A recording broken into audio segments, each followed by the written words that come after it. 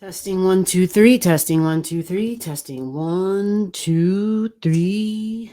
1, 1, 1, 2, 2, 2, 3, 3, 3.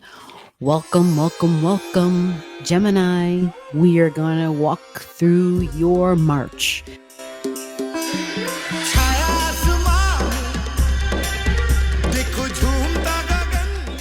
We have some major events happening in March. You've heard me talk about it in the past. You've heard me talk about Pluto. Pluto is moving. And we'll get into some of the other things. So let's take a walk. Let's talk about it. Let's sit down. Let's relax. You might want to take notes. Yeah, there's a lot going on. All right, so let's begin with the very beginning of your March. Your March, Gemini, is talking about full moon energy. So full moons, ending, closures, completions, it's in the sign of Virgo. This is the beginning of March, the first 7 days. Full moon reaches its peak, the big moon, right? The degrees are 1640 Virgo.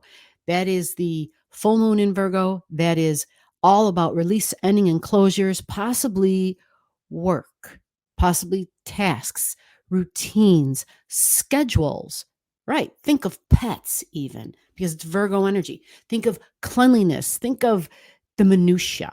That is Virgo. That's where it excels. It can see the details. It can connect the dots to make the bigger picture, because the opposite of Virgo is bigger picture, Pisces, understanding, right? So Virgo energy is all about perfection, perfection, perfection, because it's trying to strive for that ideal, that Piscean ideal, right? So Virgo energy are release and ending, but where in your life is this happening? If you have your chart, you know where it's happening, because you can find Virgo energy and then you look for the 16 degrees and 40 minutes. So technically a 17-degree full moon. Okay. Now, because it's a full moon, we know this is family. This is home. This is emotions. But for Gemini, where does this happen in your chart? Where does it happen in your life? Right. So I'm looking you up on my details here, and we've got it. Look at all the details I have. Yeah. Lots of details. Gemini, Virgo is in your fourth house. So this is like a double whammy for you, Gemini, because a full moon is about home. A full moon is about family. It's mom, it's mother wound, it's my tribe, right? It's feelings, it's empathy, it's emotional security, emotional satisfaction. All these are moon keywords. The fourth house is ruled by the moon, right? So home and family, but it's Virgo. So it's the practical, tangible, make it make sense side of life, domesticity. What goes on in the house? The cleaning, the putting things into order, a place for everything, a thing for every place. This goes here, doesn't go here. This lives here. Like, those are a lot of very common Virgo sayings, right? Make it make sense. And they're kind of like a jack of all trades, because Mercury rules Virgo energy. Some say Ceres does as well, Ceres. And Ceres is also about nurturing. It's got a Virgo-y moon vibration to it. So food, digestion, our health, the stomach, Virgo. Right. So we're releasing something, and it might have to do with a health routine or some sort of a routine you had in the home. Or possibly, were you working from home? Were you working out of the home? Because it's Virgo energy, which is work, which is my routines, which can be my jobs, my tasks, my lists, my calendars, organizing, right? That's all in your fourth house, Virgo, right? Organizing, possibly working with pets even, right? Do you work for folks where you go into their home and you help them out? Maybe with pet sitting, pet walking, grooming even, cleaning. Think of cats, how they're so meticulous, right? Constantly, meticulously grooming themselves. This is a release and an ending in the home. So it can't have to do with family, but definitely a change in routine. This was something that you would have normally been doing, and then for whatever reason, you're not doing it anymore. Okay. It's an ending, it's a closure, and you're like, let's move on to the next thing. However, there's a catch with this. All right. There's a catch with this, because on the same day, did I forget to say what day this is? The date is March 7th. That's when the moon up in the sky reaches its fullest point by degree. What does that mean? It means the sun is over here at 1640 and the moon is over here at 1640. So when the sun and the moon are in an exact opposition, that gives you your full moon, right? That's how that works.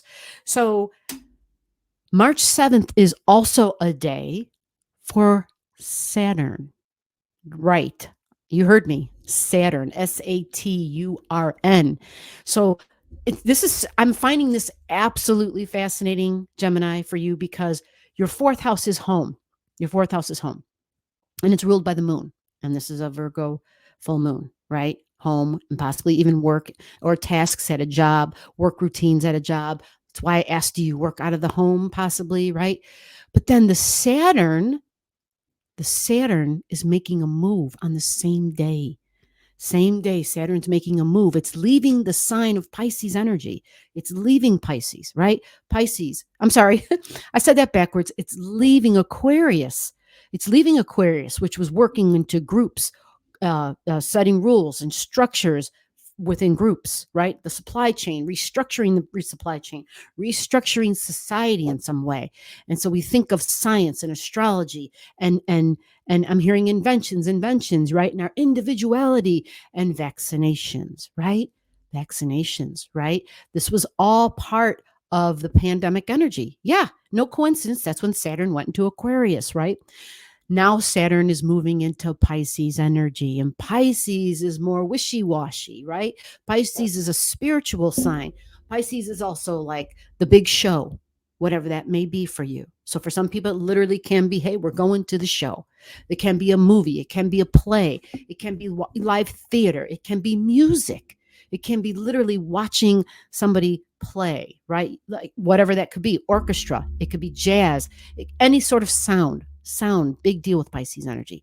But it's also moving pictures. So Hollywood, theater, plays, poetry, any sort of drama, right? I think of Broadway, like anything, any sort of a production is in the whole realm of Pisces energy.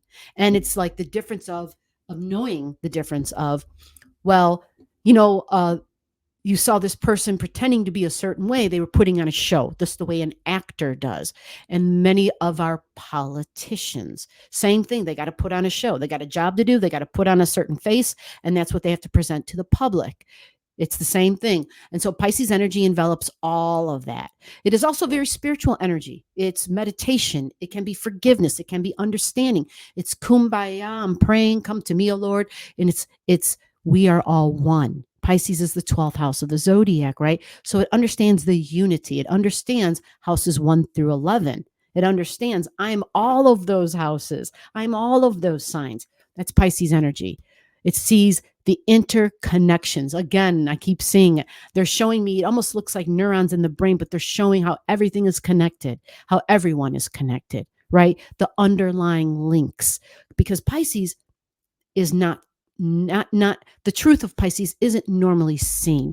It's kind of like it's behind the scenes. It's the hidden. It's almost like what's done or spoken in the shadows, right? So we think or refer to Pisces energy sometimes as like hospitals, right? When that happens. So Saturn going into Pisces, there could be changes within the institutions that serve and sacrifice and help people who are in ways where they need assistance. So this can be prisons. This can be people who are in the senior homes. This is anybody who feels like they're in jail, typically, right? So I know my mom, especially when the pandemic was going on and she was in her facility, not really facility, it's more like an apartment complex. It's independent living, but on the other side of the complex, they have assisted living. But people were at the very beginning of the pandemic, it was like, oh my gosh, what's going on, while they were still trying to figure things out, it was lockdown phase. And so my mom would be like, this feels like prison here, and so even though she wasn't technically in a prison, it felt like prison. And so that is to give an example of how Piscean energy can show up in your life. Okay. Now, if Saturn goes there, Saturn is material and tangible. It's the rules, it's the regulations. It's usually someone who's the authority figure, someone who's in charge. So if Saturn goes there, it's like, okay, is somebody in charge now going into Pisces energy, which is all those keywords I mentioned. So for you in your chart, it can mean like a lot of different things, right? So like I said, Hollywood, politics. If I didn't say the word politics, politicians, I said, but definitely politics and the political show. And yeah, not surprising considering there will be elections towards the end of 2024. And so now the United States is just gearing up for that. And for wherever you live, I don't know what your election cycles are and all that, and if you even have elections, if you're watching, and where you're watching from. By the way, where are you watching from? Please put it in the comments below. I would love to hear from you. I would love to say hello to wherever you're watching from, and thank you for your time. But we have more to talk about. Okay, Saturn going into Pisces. The question is, where does this happen in Gemini's life? Because it happens at the same time as the full moon in Virgo. And what's fascinating is that Saturn can represent your career, your professional work, like what you do to get paid, right? Like your professional job. That's Saturn energy. This is what I do, and I get paid to do this. Yeah, I do this other thing in my fun time, like I like it, but this thing I get paid for. Like this is my career. Okay. Saturn is that. Saturn is your career. It's your goal. It's your ambition. Okay. It's also the way that you can be the boss in your life. So let's find out where your Pisces energy is, because this is key for March 7th. And likely you might be feeling it days before, like right at the beginning of March. Okay. So for Gemini, Saturn energy, do you know where your Pisces is? It's your 10th house. Your 10th house, Geminis. Yes, I'm saying it like this. I'm excited because Geminis have been waiting. I've had a lot of Geminis reaching out about work and confusion and, okay, this thing started, then it ended, and just a lot of ambiguity, a lot of fuzziness.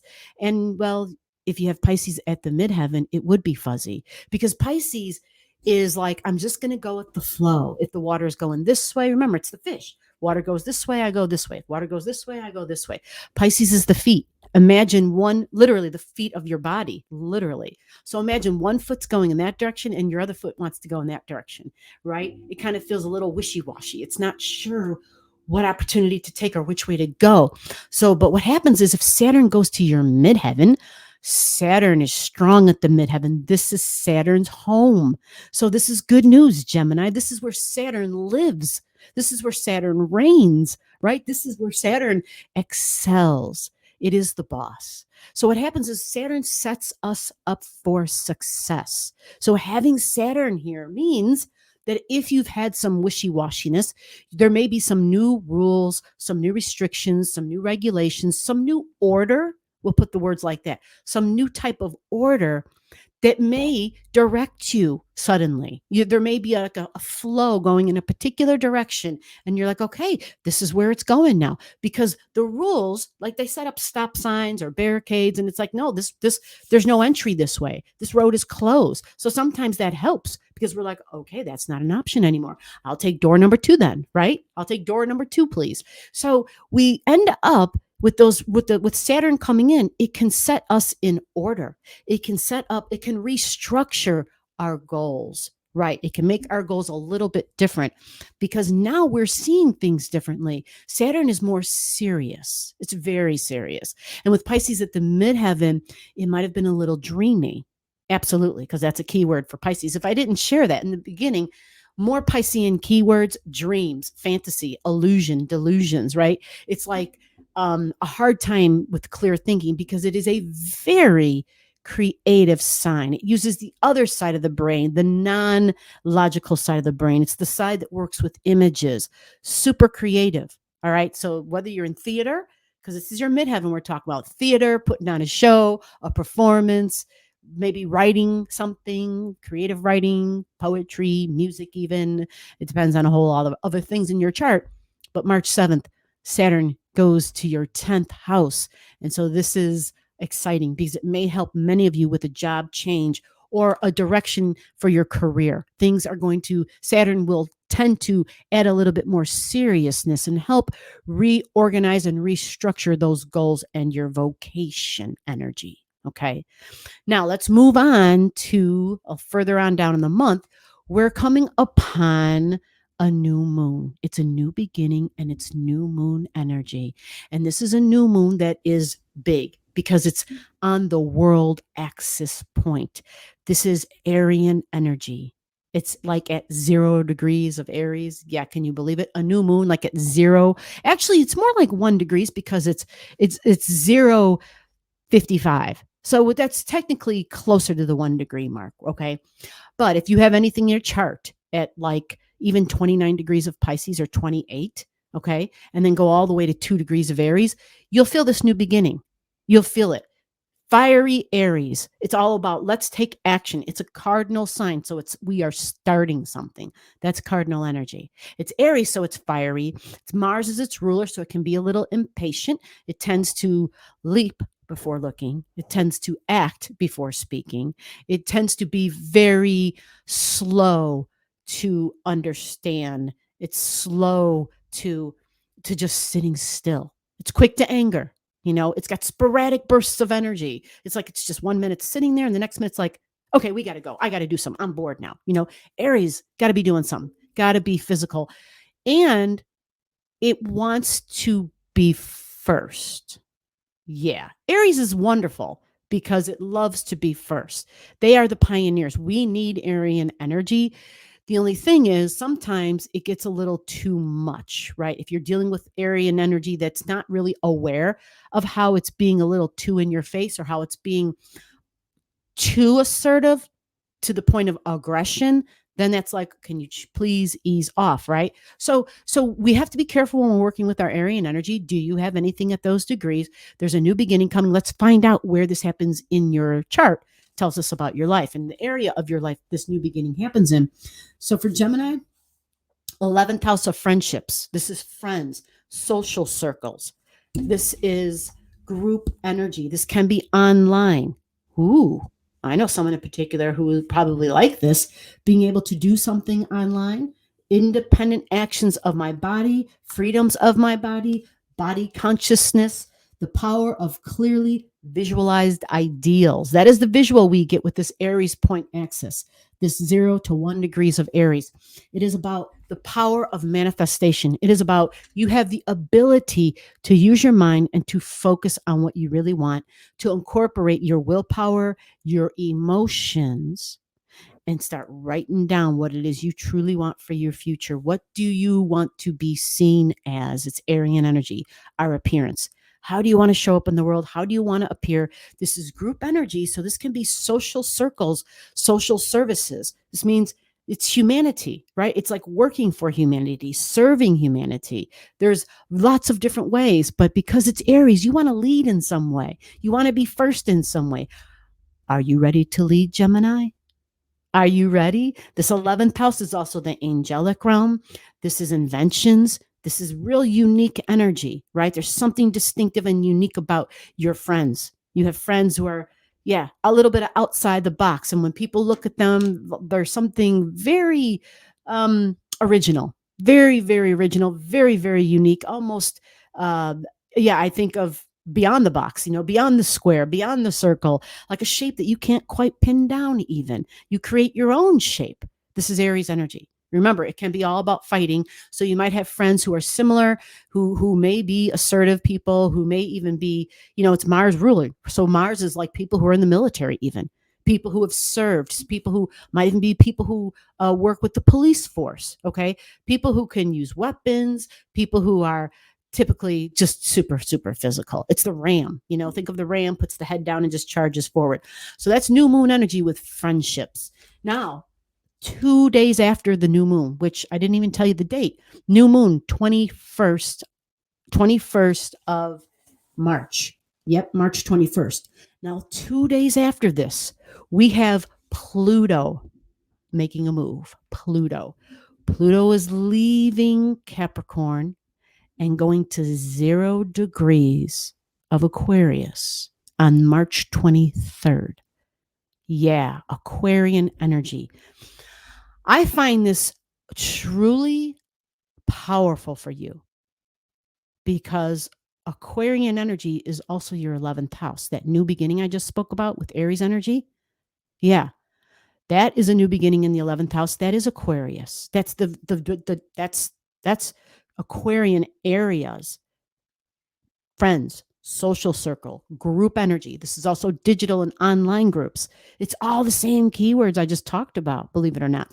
But it's Pluto going there. And so Pluto is changing and transforming that. And it does it in a deep way. So there may be a loss with friendships. There may be people who are suddenly not in your life anymore. But Pluto usually works in a slow and gradual way because it's stuff that's deep down. So there may be past lives. There may be soul history, soul memory. There might be some things that are finished and complete there. And now Pluto comes in to change and transform new, to bring in new friends basically, or to at least change the current relationships with friends. But your Aquarius energy, because you are Gemini, your Aquarius energy with Pluto is in your ninth house of beliefs. So it's changing and transforming your beliefs. And your beliefs, you have Aquarius in your 11th house.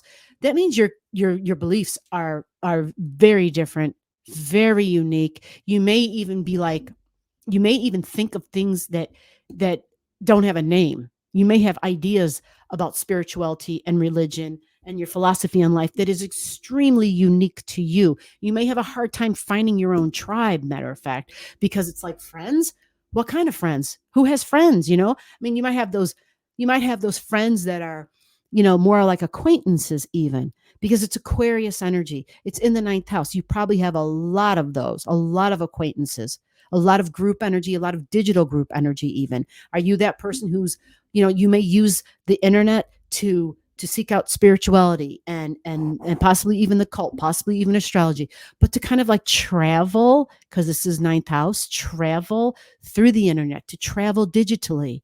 That would be that would make sense, right? The other thing is, this is astrology. Aquarius is astrology. It's science. It's all the keywords I already used when I spoke about your 11th house. So it's all those keywords. So you see why this is super fascinating for you, Gemini, because it's like you're having a double activation with Aquarian energy, which means double activation with your individuality, your uniqueness, your independent spirit. Raise that freak flag high in the sky and wave it and be like, I don't fit there. I don't fit in there. When God made me, he broke the mold. When God made me, she broke the mold, right? When God made me, we broke the mold. That's actually probably more accurate, right? Male, female, right? There's no division. God is all, right? So I feel like this is going to be huge, but relax for a minute and take a breath, because Pluto is only going to be in that energy in your ninth house at 0 degrees Aquarius. Okay. It's only going to be there for a few months in 2023. And then it backs out and it goes back into Capricorn. Okay. So what you'll be getting is a foreshadow. Things are going to change. Things are going to be transformed. And it's going to be at a deep level, because it's going to challenge the way you think. It's going to challenge the way you communicate. It's going to challenge your belief system, religion, spirituality, philosophy on life, right? All of that. So think about the foreshadow aspect, that just pay attention for these first few months. Okay. So that's March, April, May, and then it starts to back out, right? But you'll notice something happening, and it'll be with your beliefs and group energy and friends and online. It could be something beautiful, but it will take a long time, because it's Pluto going very slow in that sign, Aquarius. Once it backs out, it won't be back into this placement of 0 degrees Aquarius until March of 2024.